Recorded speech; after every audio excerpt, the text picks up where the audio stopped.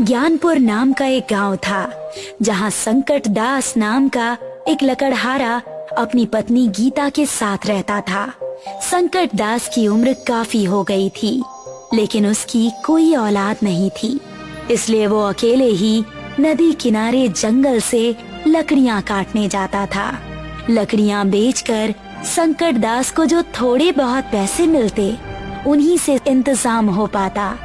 नदी पर बहुत से मछुआरे भी मछलियां पकड़ने आते थे। एक दिन संकट दास देखा कि मछुआरों ने अपने जाल में एक जलपरी को पकड़ लिया है।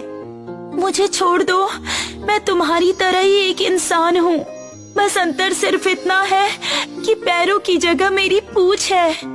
हम तुम्हें नहीं छोड़ेंगे, तुम्हें बाजार में बेचने पर हमें बहुत बड़ी कीमत मिलेगी।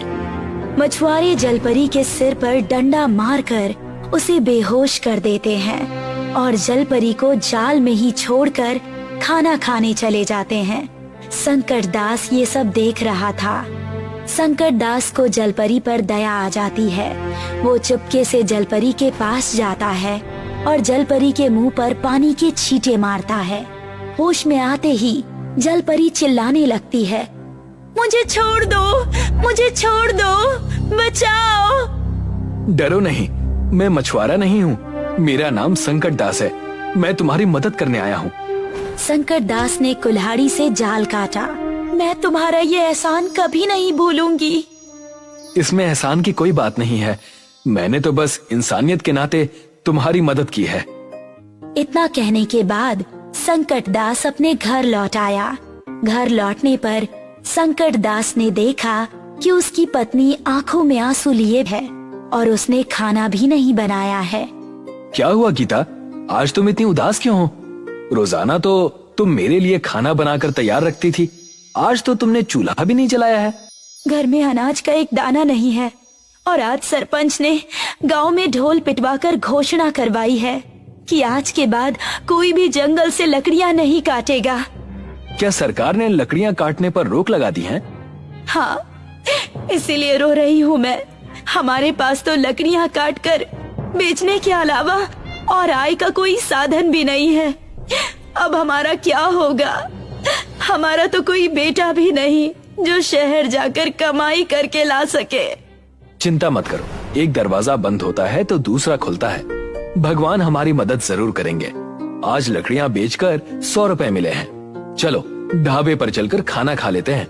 मैं बहुत थक गया हूँ, बाजार जाकर अनाज लाने का मेरा मन नहीं है और फिर मुझे बहुत तेज भूख भी लग रही है। संकट दास और गीता ढाबे पर खाना खाने पहुँचे। गांव में एक ही ढाबा था जो शेरा और हाथी नाम के 2 भाई चलाया करते थे। शेरा भाई, जरा हमारे लिए 2 सादा थाली लगवा दीजिए। ठीक है, लगाता हूँ, आधे घंटे इंतजार करना पड़ेगा। आधा घंटा बीत गया लेकिन थाली नहीं आई। शेरा भाई, अभी तक हमारी थाली नहीं आई। तुम बार बार मेरा सिर क्यों खा रहे हो? देख नहीं रहे इतनी भीड़ है? लेकिन तुम्ही ने तो कहा था कि आधे घंटे बाद थाली मिल जाएगी। अब हम कभी इस ढाबे पर खाना खाने नहीं आएंगे। गीता ने घर पहुंचकर संकट दास से कहा, हमारे गांव में एक ही ढाबा है, उस पर कितनी भीड़ रहती है और खाना भी अच्छा नहीं मिलता। क्यों ना हम लोग अपना एक ढाबा खोलें? अगर हमारा ढाबा चल निकला तो हमारी अच्छी कमाई हो जाएगी। ये विचार मेरे भी मन में आया था।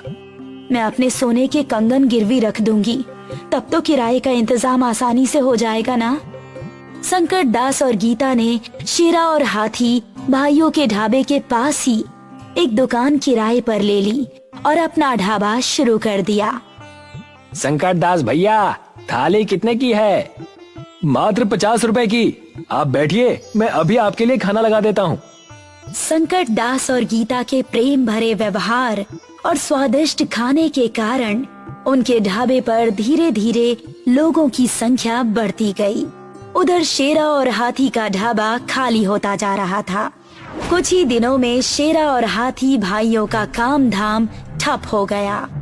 शेरा भाई, अगर ऐसा ही चलता रहा तो हम तो बर्बाद हो जाएंगे। मात्र 2 महीनों में हमारी कमाई आधी से भी कम हो गई है। हमें इस संकट दास को ठिकाने लगाना होगा। ना रहेगा बांस, ना बचेगी बांसुरी। मेरे पास एक योजना है। शेरा संकट दास को बचपन से जानता था। वो जानता था कि संकट दास को तैरना नहीं आता। एक रात शेरा और हाथी संकट दास के पास पहुंच गए। उन्होंने संकट दास का मुंह एक कपड़े से बांध दिया। फिर वे संकट दास को नाव पर बिठाकर नदी के बीचों बीच फेंक दिया। कुछ ही देर में संकट दास नदी में डूब गया। कुछ देर बाद संकट दास की आंख खुली तो उन्होंने खुद को पानी के अंदर पाया। वही जल परी जिसकी संकट दास ने एक बार जान बचाई थी, वो संकट दास के सामने खड़ी थी। मैं जिंदा कैसे बच गया? कुछ बदमाशों ने मेरे मुंह पर कपड़ा बांधकर मुझे नदी में फेंक दिया था। मैंने तुम्हें बचाया है। लेकिन मैं पानी के अंदर सांस कैसे ले पा रहा हूँ? क्योंकि मैंने तुम्हें एक जादुई गोली खिलाई है। जलपरी संकट दास को एक घड़ा देती है। जब भी तुम इस घड़े में हाथ डालोगे, इससे एक गोली बाहर निकलेगी। उस गोली को खाने के बाद कोई भी पानी के अंदर सांस ले सकता है। लेकिन ध्यान रहे कि इस गोली का असर केवल 12 घंटे तक ही रहता है। मैं ये घड़ा तुम्हें उपहार स्वरूप दे रही हूँ। तुम इसे ले जा सकते हो। संकट दास घड़ा लेकर अपने घर आ गया। उसने घड़े को संभाल कर रख दिया और अपने ढाबे पर काम करने चला गया। शेरा और हाथी उसे देखकर चौंक गए। भैया, ये संकट दास जिंदा बचकर वापस कैसे आ गया? लगता है इसने तैरना सीख लिया होगा। भैया, अब हम क्या करेंगे? चिंता मत कर, इस बार मैं संकट दास को कहीं का नहीं छोड़ूंगा। शेरा गांव के सरपंच के पास गया और उसने सरपंच से कहा, सरपंच जी, मुझ पर एक एहसान करिए। क्या बात है शेरा, इतना परेशान क्यों लग रहे हो? सरपंच जी, गांव के हर एक आदमी से कह दीजिए कि कोई भी संकट दास को अपनी दुकान या जमीन किराए पर ना दे। संकट दास की वजह से मेरा धंधा चौपट हो रहा है। ठीक है, तुम्हारा काम हो जाएगा। संकट दास जिस दुकान में ढाबा चला रहा था, उस दुकान के मालिक ने संकट दास से दुकान खाली करवा दी। इन्हें अचानक क्या हो गया? हम तो अच्छा खासा किराया भी दे रहे थे, फिर भी इन्होंने हमसे दुकान क्यों खाली करवा दी? कोई बात नहीं, मैं कोई दूसरी जगह किराए पर ले लूंगा। संकट दास निराश होकर नदी के किनारे गया। तब वही जलपरी जिसने संकट दास को घड़ा दिया था, नदी से बाहर आई। क्या हुआ संकट दास? आज तुम इतने उदास क्यों हो? गांव में कोई अपनी जमीन मुझे किराए पर देने को तैयार नहीं है और मैं अपने घर पर भी ढाबा नहीं खोल सकता क्योंकि मेरा घर मुख्य सड़क पर नहीं है। वहाँ खाना खाने कोई नहीं आएगा। संकट दास ने सारी बात जलपरी को कह सुनाई। तुम नदी के नीचे पाताल लोक में ढाबा खोल लो, उस जमीन पर किसी का अधिकार नहीं है। लेकिन पानी में आग कैसे जल पाएगी और लोग वहाँ सांस कैसे ले पाएंगे? चिंता मत करो, पाताल लोक में आग जल सकती है। हम भी तो वहीं खाना बनाते हैं।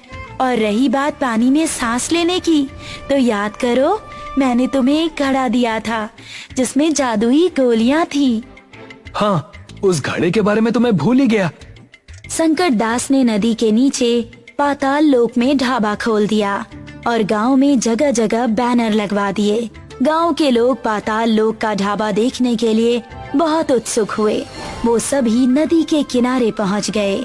संकट दास ने सभी को मटके से निकालकर एक एक गोली दे दी और कहा, भाइयों और बहनों, इस गोली का असर 12 घंटे तक ही रहता है, इसीलिए 12 घंटे बाद पानी से बाहर जरूर आ जाना।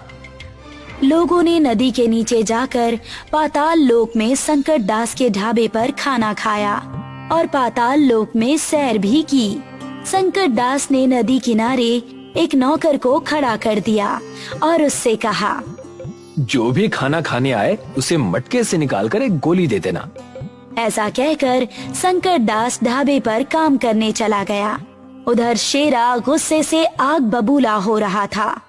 पाताल लोक का ढाबा, ये भी संकट दास ने खूब अच्छी चाल चली।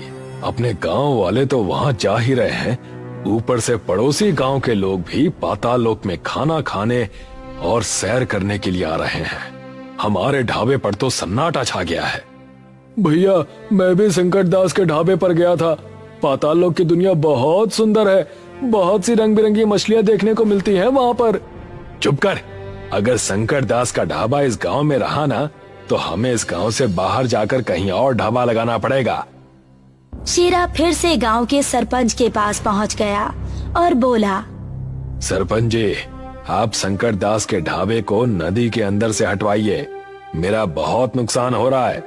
माफ करो शेरा, मैं संकट दास को और परेशान नहीं कर सकता।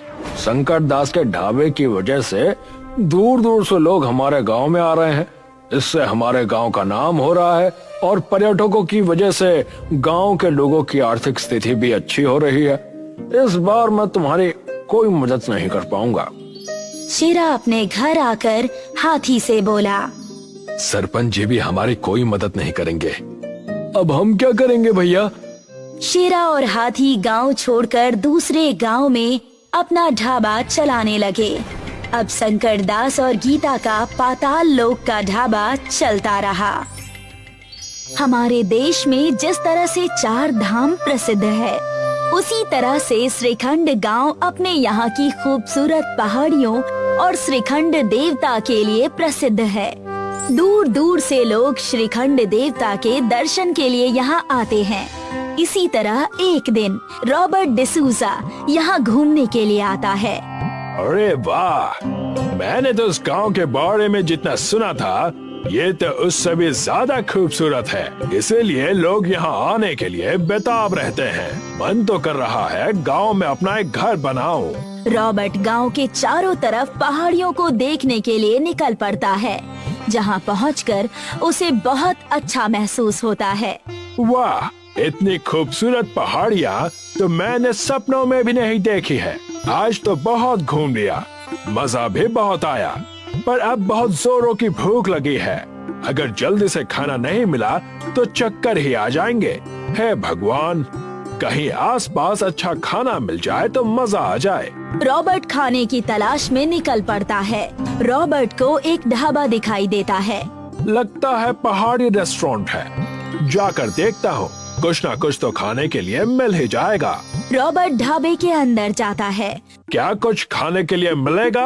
हाँ हाँ, क्यों नहीं, बहुत कुछ मिलेगा। क्या चाहिए आपको? यहाँ पर क्या अच्छा मिलता है? यहाँ पर तो सब कुछ अच्छा ही मिलता है। आप एक बार हमें सेवा करने का अवसर तो दीजिए। ठीक है, 2 आलू पराठे लेकर आओ। रॉबर्ट टेबल पर बैठ जाता है। कुछ देर में शिव प्रसाद रॉबर्ट के लिए आलू का पराठा बनाकर देता है। देखते ही देखते ढाबे में बहुत सारे ग्राहक आते हैं। यहाँ तो ग्राहकों की भीड़ लग गई। लगता है इस गांव में कोई दूसरा रेस्टोरेंट नहीं है। अगर मैं यहाँ अपना एक रेस्टोरेंट खोल दूँ तो बहुत पैसे कमा सकता हूँ। रॉबर्ट जल्दी से अपने पराठे खत्म करके और शिव प्रसाद को पैसे देकर यहाँ से सीधे शहर के लिए निकलता है और वहाँ से कर्जा लेकर यहाँ पर एक रेस्टोरेंट बनाता है। आ जाओ, नया रेस्टोरेंट खुला है। बहुत से लोग रॉबर्ट के रेस्टोरेंट में खाना खाने के लिए आते हैं, पर उनको यहाँ का खाना कुछ खास पसंद नहीं आता और वो लोग खाना खाने के लिए शिव प्रसाद के ढाबे पर जाते हैं। ये देखकर रॉबर्ट को बहुत गुस्सा आता है। वो शिव प्रसाद के पास जाता है। देखो, मैंने इस गांव में एक नया रेस्टोरेंट खोला है। बधाई हो भाई साहब, तुम्हारे इस ढाबे की वजह से लोग मेरे रेस्टोरेंट में नहीं आ रहे हैं। पर इसमें मेरी क्या गलती है? अपना ये ढाबा बंद कर दो, नहीं तो अच्छा नहीं होगा। देखिए भाई साहब, ये हमारे पूर्वजों का बनाया हुआ ढाबा है। इसी से हमारी रोजी रोटी चलती है। अगर इसको बंद कर दूंगा तो हम लोग भूखे मर जाएंगे। शिव प्रसाद की बातें सुनकर रॉबर्ट गुस्से में यहाँ से चला जाता है और अपने मन में सोचता है, लगता है ये ऐसा नहीं मानेगा। अब इसको कुछ अच्छा सा सबक सिखाना पड़ेगा। शिव प्रसाद के ढाबे को तोड़ देता है और जेसीबी से उसको पहाड़ी के पीछे फेंक देता है। अब आएगा मजा। जब बांसुरी नहीं रहा तो बांसुरी कहाँ से बजेगी? अब मेरा रेस्टोरेंट अच्छे से चलेगा और मैं बहुत सारे पैसे कमा लूंगा। रॉबर्ट बहुत खुश था। उसे लग रहा था कि कि ढाबा टूट जाने से अब सभी लोग उसके रेस्टोरेंट में ही खाना खाने आएंगे, पर उसे ये नहीं पता था कि उसकी ये चाल उस पर ही उल्टी पड़ने वाली है। अगली सुबह जब शिव प्रसाद ढाबे वाली जगह पर पहुंचता है तो देखता है कि ढाबा वहाँ पर नहीं है। अरे मेरा ढाबा कहाँ चला गया? मैं तो लुट गया, मैं तो बर्बाद हो गया। शिव प्रसाद इधर उधर ढाबे को ढूंढने लगता है और ढूंढते ढूंढते पहाड़ी पर पहुंच जाता है, जहां पर उसका ढाबा टूटा हुआ पड़ा है। वो उसे देखकर जोर जोर से रोने लगता है। ये मेरे पूर्वजों की निशानी थी, ये सब कैसे हो गया? दूसरी तरफ श्रीखंड भगवान एक फकीर बाबा का वेश बनाकर यहाँ घूमने के लिए आते हैं। वो सबसे पहले रेस्टोरेंट में जाते हैं। बहुत भूख लगी है बेटा, कई दिनों से खाना नहीं खाया, कुछ खाने के लिए दे दो। फकीर बाबा की हालत बहुत खराब है। उनके कपड़े फटे हुए हैं और पैरों में चप्पल भी नहीं है। अरे भिखारी बुड्ढे, यहाँ अंदर कैसे घुस गया तू? निकल जा यहाँ से। बेटा ऐसा मत बोलो, मैं भूखा हूँ, मुझे खाना खिलाओगे तो पुण्य मिलेगा। अबे बुड्ढे, ये रेस्टोरेंट अमीरों के लिए है, तुम जैसे भिखारियों के लिए नहीं। चल निकल जा यहाँ से। रॉबर्ट फकीर बाबा को रेस्टोरेंट से बाहर निकाल देता है। फकीर बाबा पैदल चलते हुए पहाड़ी की तरफ जाते हैं, जहां शिव प्रसाद ढाबे के सामने बैठकर रो रहा है। कुछ खाने के लिए दे दो बेटा, बहुत दिनों से भूखा हूँ। बाबा मेरे पास आपको खिलाने के लिए कुछ भी नहीं है। बेटा मैं तो एक भूखा साधु हूँ, प्यार से बासी खाना भी खिलाओगे तो वो भी खा लूंगा। मेरा सारा खाना खराब हो चुका है, ये देखिए, खाना बनाने का सामान भी नीचे जमीन पर बिखरा हुआ है। फकीर बाबा देखते हैं कि ढाबे के अंदर का रखा हुआ सारा राशन जमीन पर चारों तरफ बिखरा पड़ा है। बेटा अगर तुम चाहो तो इसे ही बटोर कर इस फकीर का पेट भर सकते हो। ठीक है बाबा। शिव प्रसाद जमीन पर बिखरा हुआ राशन समेटता है। वो फकीर बाबा को खाना खिलाता है, जिससे फकीर बाबा की भूख मिट जाती है। तुमने एक भूखे फकीर को खाना खिलाया है, उसकी भूख मिटाई है। ईश्वर तुम्हारे सारे दुख दर्द मिटा देगा। फकीर बाबा की दुआ पूरी होने पर ढाबे के चारों तरफ एक बहुत बड़ा इंद्रधनुष बन जाता है। ईश्वर तो मुझसे नाराज है बाबा, देखिए ना मेरे ढाबे का क्या हाल हो गया है। शिव प्रसाद पीछे अपने ढाबे की तरफ देखता है तो वो चौंक जाता है, क्योंकि ढाबा पूरी तरह से इंद्रधनुष से ढक गया है और बहुत खूबसूरत दिखाई दे रहा है। ये तो चमत्कार हो गया। लगता है ईश्वर तुम्हारी मदद करना चाहते हैं। पर ये इंद्रधनुष तो कुछ ही समय में गायब हो जाएगा। क्या श्रीखंड भगवान इस जगह से गायब हो गए हैं? नहीं, वो हमेशा से यही हैं और हमेशा यही रहेंगे। अगर श्रीखंड भगवान हमेशा यही रहेंगे तो उनका आशीर्वाद और ये इंद्रधनुष भी तुम्हारे साथ हमेशा रहेगा। इतना कहकर फकीर बाबा यहाँ से जाने लगते हैं। शिव प्रसाद उन्हें जाते हुए देखता है। जब वे शिव प्रसाद की आंखों से ओझल हो जाते हैं तो शिव प्रसाद पीछे मुड़कर देखता है तो इंद्रधनुष अब और भी बड़ा हो गया है और अब उसका ढाबा इंद्रधनुष के ऊपर अच्छे से सज गया है। इंद्रधनुष ढाबे पर पहुंचने के लिए कुछ सीढ़ियां बन गई है। शिव प्रसाद उन सीढ़ियों से अपने ढाबे में जाता है और देखता है कि ढाबे की हालत पूरी तरह से बदल गई है। ढाबा अंदर से चमकदार हो गया है। हे श्रीखंड महाराज, आपकी जय हो। जैसे ही लोगों को इस इंद्रधनुष वाले ढाबे के बारे में पता चलता है, रॉबर्ट के सारे ग्राहक उसके रेस्टोरेंट का खाना छोड़कर इस ढाबे की तरफ चले आते हैं। लगता है ये ऐसे नहीं मानेगा, उसको फिर से सबक सिखाना पड़ेगा।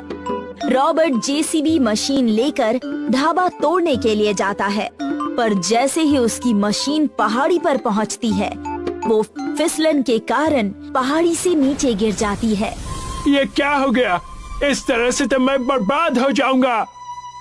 ग्राहक न आने की वजह से रॉबर्ट का रेस्टोरेंट बंद हो जाता है। रॉबर्ट की हालत देखकर शिव प्रसाद को उस पर दया आ जाती है और वह रॉबर्ट को अपने इंद्रधनुष ढाबे में काम पर रख लेता है। अब रॉबर्ट को भी अपनी गलती का एहसास हो गया है, इसलिए वो भी शिव प्रसाद से माफी मांगता है और मन लगाकर काम करके धीरे धीरे अपना कर्जा उतारने लगता है। इंद्रधनुष ढाबा पूरे श्रीखंड में फेमस हो जाता है।